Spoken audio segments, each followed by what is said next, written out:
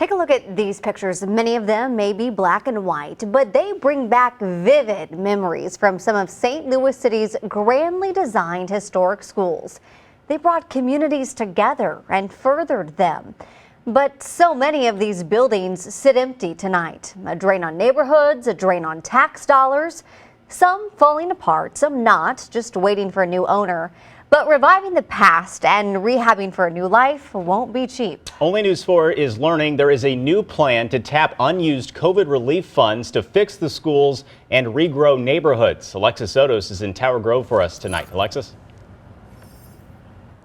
Paige, Corey, right behind me, this is Fanning Middle School. It was one of the schools that was closed last year by SLPS due to low enrollment numbers. Now, the alderwoman for this neighborhood tells me this one's already under contract to become new apartments, but so many of the other long empty schools have sat that way for years, if not decades.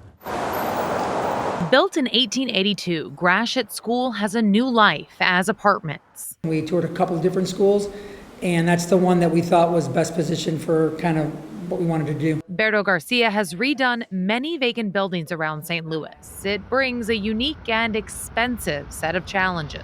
The biggest enemy to vacant buildings is water. A look at vacant St. Louis public schools from Walnut Park School in North City to Cleveland High School in South City shows the extent of the damage done to these grand old buildings.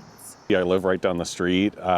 People break into it constantly. It's full of mold. It's been set on fire several times for various reasons, and parts of it don't even have a roof anymore because of that. As we interviewed Alderman COHN, the smell of spray paint filled the air as it appeared someone was graffitiing the school. It's not just an eyesore, but it's a health issue and a public safety issue. It's why he's introducing a resolution to address the problem. Basically doing a review to determine whether or not we can use ARPA, which is the federal stimulus monies that are coming in, to stabilize, maintain, or possibly even acquire buildings from SLPS. Right now, SLPS has 21 buildings for sale, some closed since the early 2000s.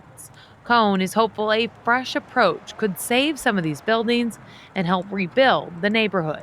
When you start working on a property that's been long vacant, the neighborhood comes alive around it.